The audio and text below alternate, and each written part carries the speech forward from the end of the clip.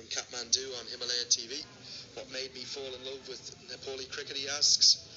All about the passion, isn't it? The spirit, the way they play the game, and the talent. This has come off a top edge. Asif Sheikh goes over his shoulder. Could have a collision. Oh dear. Probably, in the context of today, a good decision. Because I think if those three fielders had dived at that, we could have had a nasty injury. And in the end, all of them kind of pull out. And you can understand why. There's bigger challenges ahead. I think it's Gyanendra Malla running backwards. And I think that right now might not feel like a good decision to deny Gulshan Jah an attempt at the wicket. But given the bigger challenges that lay ahead, the last thing Nepal would have needed is another injury. So all three pull out and no harm done. Whether the wicket would have been taken or not won't change the result. So good decision and an understandable one. Rakesh Khatri watching on from the UAE, and breaking news from the group.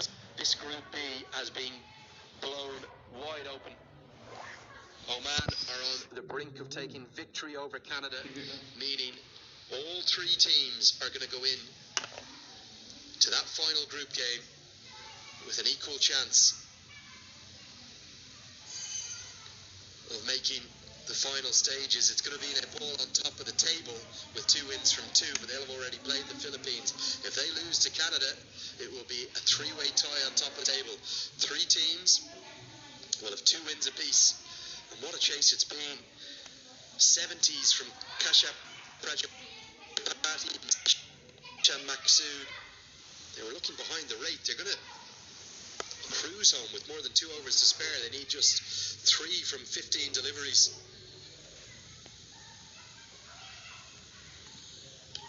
Hit down there by Kushal, who's back onto the field. He's been nursing that groin injury. The Centurion today rounds out a beautiful day for him with a nice tumbling catch, and gives Gulshan Jah a wicket on his return to international cricket. His first ever T20I wicket.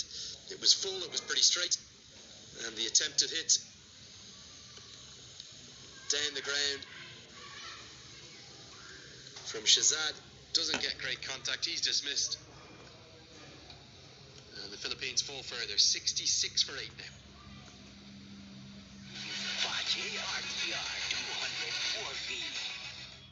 Jagdamba Super Sign तथा Jagdamba Gyalba Plus जस्ता पाता. Jagdamba CPVC pipes and fittings. गुणस्तरीय Amiko. Vivek Yadav in for Kushal Malla. And they've won by 9 wickets. Breaking news from across on the main ground. Oman have beaten Canada and blown this game open. 2 overs to spare. They've done it at a canter, and what that means is the calculators need to come out. Need to work out all the different conundrums, because unless Nepal win their last game, it will be a 3-way tie at the top of the table in that group. It's going to be runs down the ground. He's done pretty well. Finds a boundary. He's the leading scorer now in this innings. He moves into the 20s. And we're going to see if the team to get this points table updated after this replay. Because it will also include the net run rate calculations immediately, which we'll get straight after this game when these final 5 deliveries are bowled. Every run's important here. Bahara needs to close things out and not be costly, but he will be costly. There'll be more runs, boundary followed up by a couple. Every run is going to count here. Let's take a look. That good diving stop by Gyanendra Malla. He saved 2 runs. Late damage being done by a leg ray. They're going to be beaten heavily, the Philippines, but every run is just bringing the net run rate conundrums ever closer. There will be a situation where Nepal can lose their last game and still go through. I think they're going to have the best of the 3 net run rates after today. But if they lose, obviously that will bring their net run rate back down in a big way. Let's take a look at the points tables. Here we go. I think they'll have been updated. Canada getting beaten by Oman, and that's brought Oman back into it. There's the conundrums. Canada plus 2.51, but they've already played the Philippines. Oman minus 0.56, but they've got that game against the where they can look to get a big net run rate boost. And these late runs are damaging.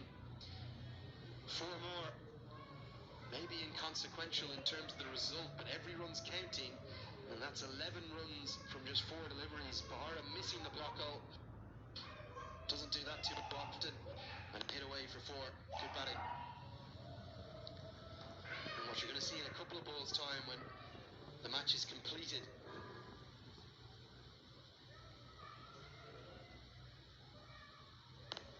our table will update automatically, and we're going to tell you exactly the case. Just a bit sloppy, just a bit tardy at the death. Everything was going so well. Nepal, they will still get a big net run rate boost, but not as big as potentially it could have been. Hit down the ground. It's been a good little innings from Allegre, complemented by Singh. Going to get back for a couple. Expensive final over. Let's have a look at this points table again. You might be looking at this thinking, well, Oman are minus 0.56, and Nepal are going to get a boost. They're up to probably +4, maybe plus 4.2, something like that. Surely Oman can catch Nepal, but you have to remember that Canada-Nepal game is going to be very tight, whatever way it goes. And this one's hit into the leg side, going to be more runs and more damage. Won't quite go to the boundary. Mala knows the importance of that, but they'll get back for 3, just the 1 run saved. And a big final over has just left a slightly sour taste for Nepal. They are big winners today, but the biggest over of the game for the Philippines.